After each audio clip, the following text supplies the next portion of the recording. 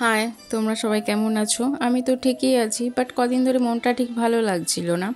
তাই ভাবলাম যাই মায়ের দর্শন করে আসি। তো যেমন ভাবা তেমন কাজ, বেরিয়ে পড়লাম ঠিক ভোরবেলাতেই। ফুল ফ্যামিলি নিয়ে চললাম মায়ের দর্শন করতে দক্ষিণেশ্বর মন্দিরে। এই দক্ষিণেশ্বর মন্দির 150 বছরের পুরনো মন্দির, মা ভবতারিণীর মন্দির। এটা বাঙালির সেন্টিমেন্ট এই মন্দির। আমরা ছোটোবেলা থেকেই মা বাবার সাথে বেরিয়ে পড়তাম দক্ষিণেশ্বর, বেলুড় মঠ, আদ্যাপীঠ, একসাথে 3টে মন্দির ঘুরে আসতাম।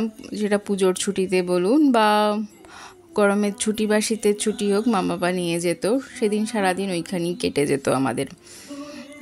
ওখানে মা গঙ্গা স্নান সারতেন, ভোগের প্রসাদে দুপুরবেলা ওইখানেই খেতাম, এইভাবে কাটতো। তো এখন তো আর সেগুলো হয় না, কিন্তু যখনই মন চায় মায়ের দর্শন করে আসি।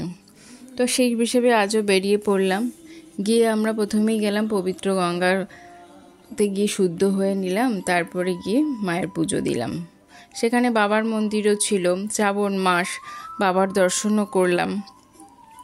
আগে জল ঢালতে দিত বাবার মাথায়, এখন তো সেটা দেয় না, কিন্তু দূর থেকেই বাবার দর্শন করতে দেয়।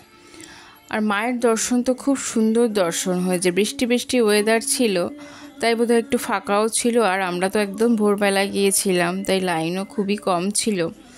খুব সুন্দর দর্শন করেছি। আর মায়ের যে অপরূপ রূপ আর যে সাজ, সে তো তাকিয়ে থাকলে তাকিয়ে থাকতেই ইচ্ছা করে, মন একেবারে জুড়িয়ে যায়। যাই হোক, সেই সব করে আর দক্ষিণেশ্বর যাব, কচুরি খাবো না সেটাও কি সম্ভব? গেলাম, গরম গরম কচুরি আর মিষ্টি খেয়ে ফিরলাম।